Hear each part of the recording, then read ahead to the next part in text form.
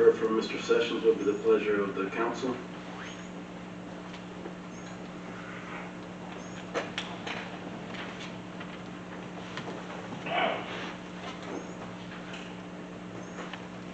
This is your opportunity to make a motion. I'll make a motion for city manager to purchase the dog dealership. To negotiate. Negotiation. All right, so we have a motion and a second. Discussion, comments, or questions? Okay, going into this lease with this, right, so initially you told us it was like $6,000 per month. What? 5,000. 5,000. Okay. Where are the numbers, Larry? Where, Mr. Sessions, where are the numbers if we take this on? Okay, the place has to be renovated for what, you have to retrofit it for all of the stuff that you want to have done. How does that compare to, because I have several issues with this right here. One, it is in my district, and it is a area that is, I would say, of high demand. And it kind of interferes with, if this is an area that I'm looking at of extending the CRA or developing a new CRA in there, because that's kind of like prime property. And that takes that off of the book for bringing in revenue if someone was to buy it and use it as a bona fide business to bring revenue into that area.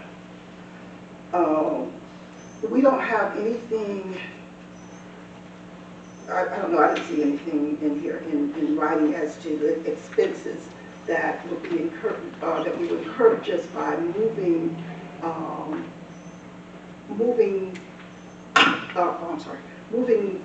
the public works to this area, to that area. What is it costing us now? What will it cost us in the future? Retrofitting the utilities, all of those things, other than just saying, oh, there's a building, let's move to it. Where are our numbers? What do we have to look at? Not knowing how to get the allowance to do it, I didn't put a lot of work into the numbers, but you know I'm a numbers person. So the first reason for doing this is, if you go along Duval Street, that's in the CRA, we have what we have there now that's not on the tax roll.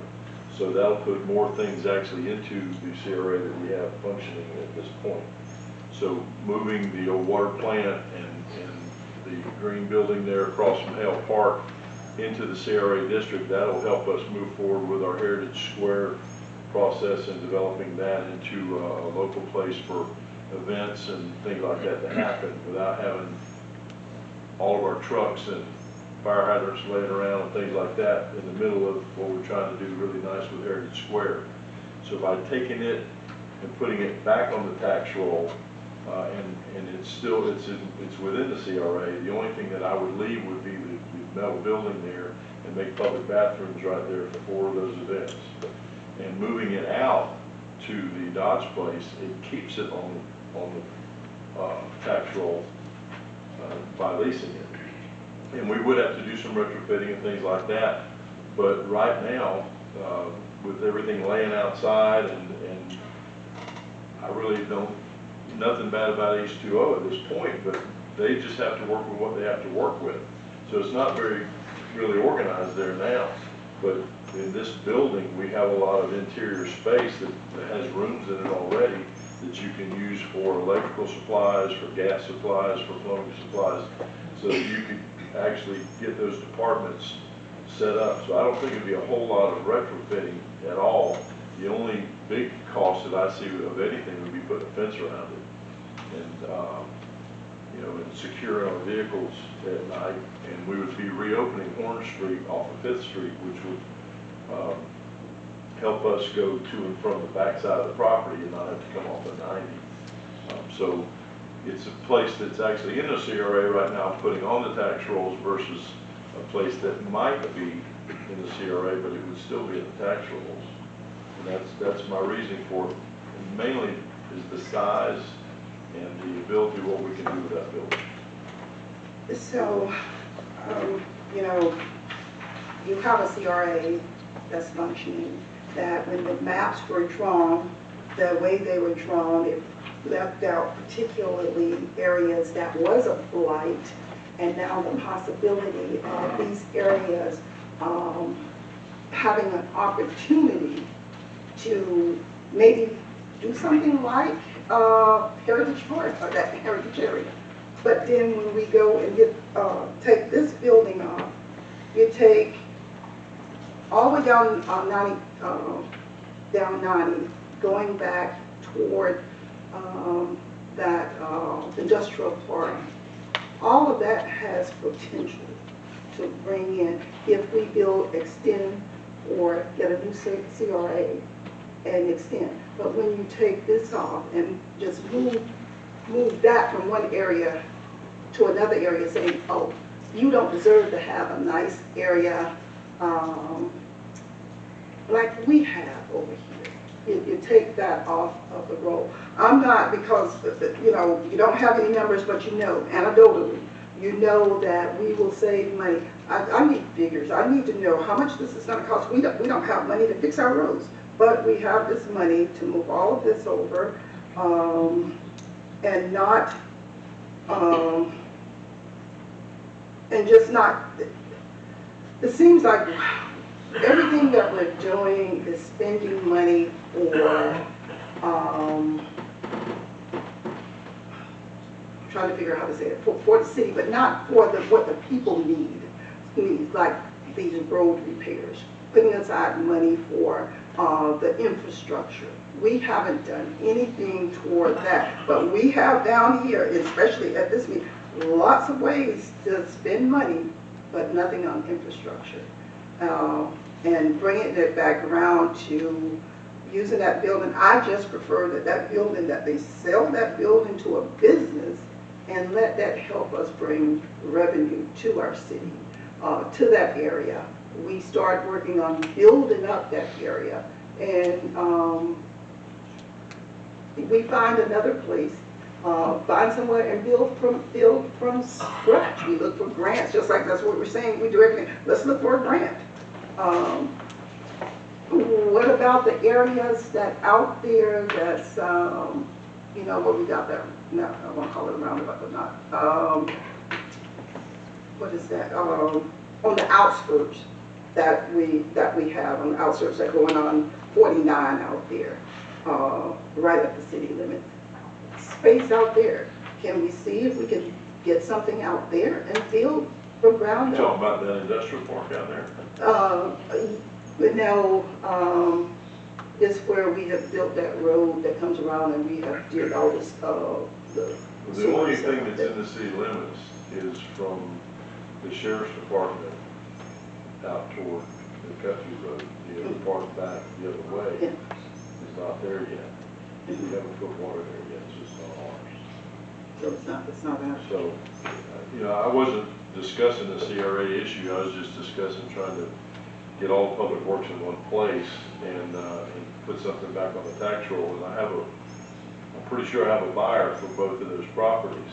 As soon as we move off of it, it'll probably get bought. But all I was trying to do is put something on the tax roll and put all of public works in one place. I'm not against putting all the public works in one place, but you start limiting what I can do or try to do in my area. When we start taking good spots and giving it and using it for things such as this, where we can start actually looking for other areas and try to build what we want the way we want it. You know, I know of course it takes years, That's my thoughts with this rate. We'll be in a lease situation to where if we found something along the way that we wanted to buy and build or do something else with, we still could. You say we're not doing anything for infrastructure right now. I'm working on a hazard mitigation grant for $26 million. It's going to help a lot with infrastructure. Well, let's keep to the Right, right now. you're right. We're getting way off the subject. So, bottom line is, that's Motion and a my second. recommendation. I'd like for y'all to give me a chance to enter into negotiations with the person that owns the property. All right, so we have a motion and a second. Any further discussion or comments? I would like to add that I do understand what you're saying, Ms. Robinson, and I agree with most of what you're saying. I think it's just taking into account a little too much supposition and what could possibly happen down the road, other than the facts of what is now and what some of those things may even be out of our control. So I'm just wanting to put that out there, that I'm looking at the now, not so much as, what could happen 5 to 6 years, down the road. If we even entered into a lease agreement, then when that lease comes available, then there's other opportunities down there. But to kind of to make a supposition about something that may or may not happen down the road, I feel like we may lose out on an opportunity which could benefit us now, and it's not a permanent move either. So I just wanted to put that out there as my thoughts. But let's roll call this one. We'll start with Mr. Alford. Yes. All right. Yes. No. And Camp was yes.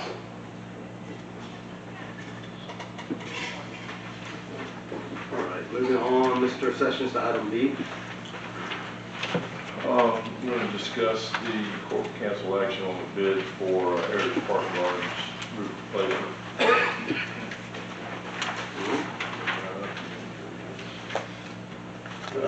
Looks like, I got the bids.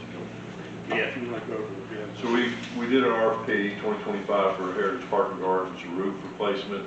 3 bids came in, 184, 100, one was 184,000, one was 175,852, and the other was 174,494. First one was Southland Row Roofing, the second was Lewis Walker Roofing, and the lowest bid was O'Neill Roofing in Lake City. So the bids were scored by Public Works Director J.L. Lee, Tony Relatives, and the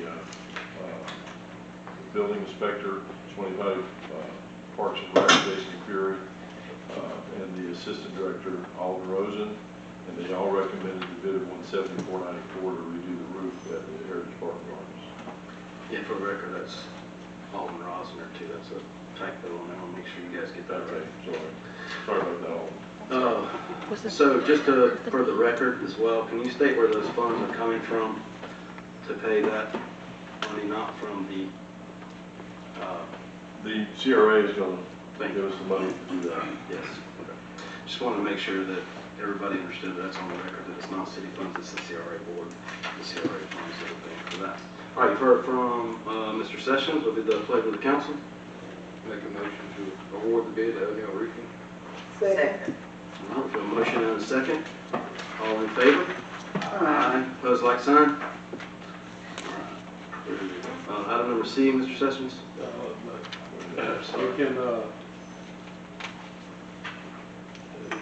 City Council Resolution number 2025-14, I'll try to fill in the blanks as I go. A resolution of the City Council, City of Live Oak, Florida, accepting a bid from O'Neill Roofing related to the removal of the old roof and installation of a new roof system on Heritage Park Mansion, a community building located in Live Oak, Florida, providing for the award and execution of a contract and providing for an effective date. And we would then fill in the blanks consistent with the choice of O'Neill Roofing. And you have in your packet the proposed resolution 2025-14 and the contract that we have drafted that would then be filled in with O'Neill Roofing. All right, having heard resolution, get the pleasure of the council. Make a motion to approve 2025-14. Second. We have a motion and a second. Any further discussion? Hearing none, all in favor? Aye. Opposed, like sign? Resolution 2025-14 is approved. Item Agenda item D.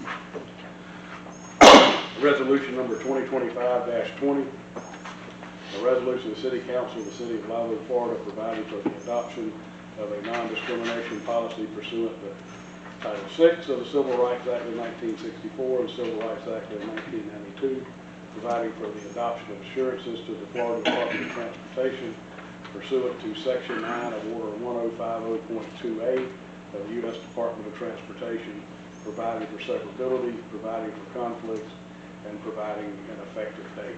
And essentially, the quick background on this is Federal Highway Administration wants the non-discrimination language put into all contracts that the city enters into, especially the FDOT contracts. And let's see, Section 2 provides the city administration, the mayor will authorize the policy that we have been presented from FDOT, and that those, and that language and those clauses will be placed in any relevant contract that the city adopts. So it's a new requirement that's come down, and they want all contracts to provide for the language that's contained within their appendixes A and E of the Title VI non-discrimination assurances.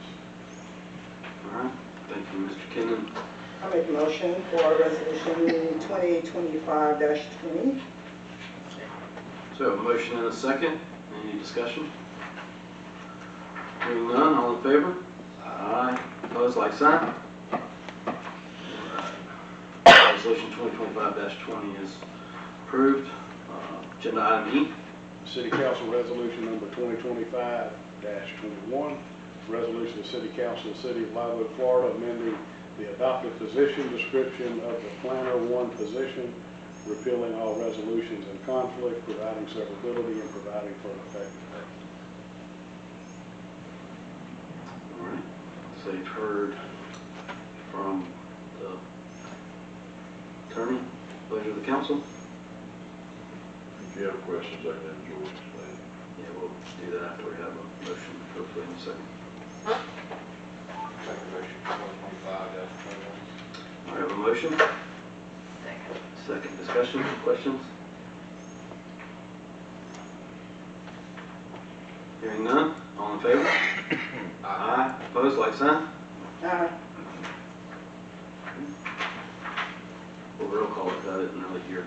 I'm sorry. They were done. Yeah, all yes. All right, Owens? Yes. Brown, Robinson, no. Okay, Campbell is yes. All right, moving on to agenda item F. City Council Resolution number 2025-22, a resolution of the City Council of the City of Live Oak, Florida, creating and establishing a new job position of Building Department Staff Assistant, providing for qualifications, duties, and responsibilities, repealing all resolutions in conflict, providing severability, and providing for an effective date. All right. Motion and second, we can discuss. Pleasure of the council. I make a motion for 2025-22. All right, we have a motion.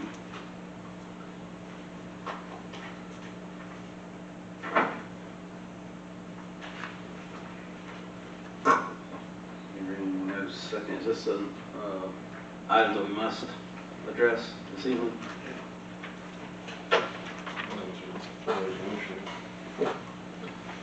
If you don't have a second, then it could be brought back. No action is taken. Unless you need some discussion to help with it, but. All right, hearing no second, motion dies on the table. F. Going on to item G.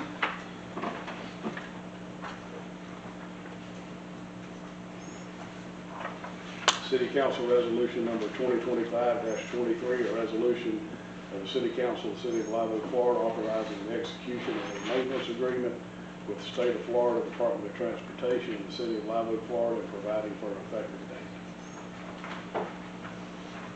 All right, we have the pleasure of the council on this one. Make a motion to Go ahead. Make a motion 2025-23. Second. I second. Now comments, questions, discussion? And staff can correct me, but this is one we enter into every year. We take over helping and get paid for maintaining the FDOT's property that are located within our city. Right of ways of 129 and US 9. Yes, sir. All right, any more discussion or questions? All right, hearing none, all in favor? Aye. Opposed, like sign? All right, resolution 2025-23 is approved. Moving on to agenda item H.